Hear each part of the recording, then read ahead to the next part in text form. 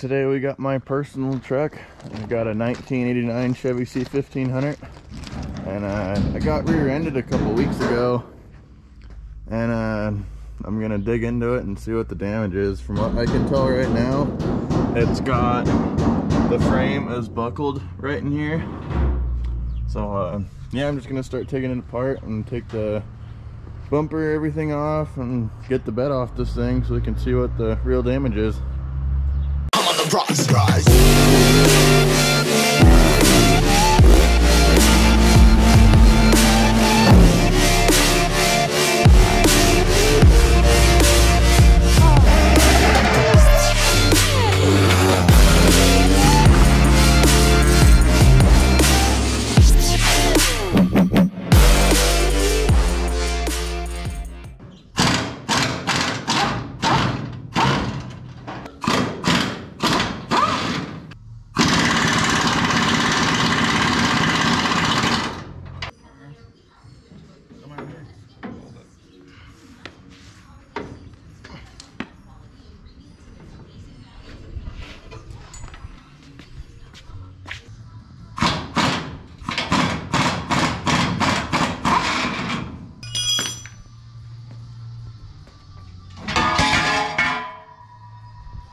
Got it. We got the bed off the truck. You can kind of see a little bit more of the damage here. It's totally smushed the frame rails on both sides. So we're gonna probably V this out and then stick steel in there just to reinforce the whole thing. Slap this thing back together. We're gonna put a whole new exhaust system on it because the old owner didn't do so great with that. She's kind of quiet and this giant muffler on there. So I'll probably stick a new fuel pump in it. We got some leaf springs and a 9-inch rear end. So let's get right to taking this whole thing apart. So we just got all the paint scraped off for the most part, and now we're ready to blast this thing off.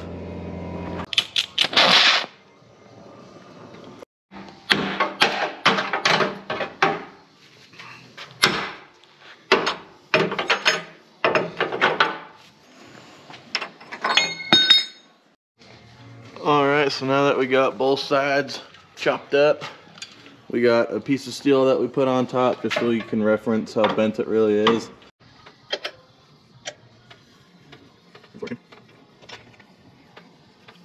Alright, so now I'm gonna heat that piece of steel there. Alright. So after some hammer massaging, it's pretty damn level. And a race hole. And a race hole. It's lightweight. That'll make it go faster. Oh yeah, at least 5 more horsepower. But yeah, we got it pretty damn straight. Yeah, a little, yeah, nothing. Yeah, that's Dead straight as we can get it. We'll grind this hole nice and smooth, and I'll weld inside here and run and fish plate the outside of it, and then underneath with a piece of steel. Yeah. It'll be twice as strong. More stronger, more better.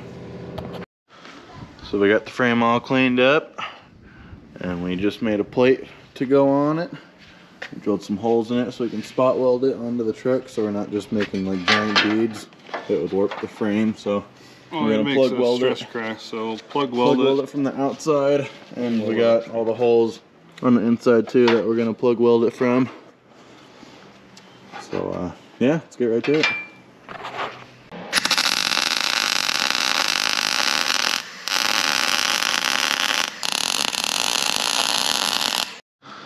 So we got the plates all welded in. Just kind of spot welded them. I just sanded all the paint off the frame.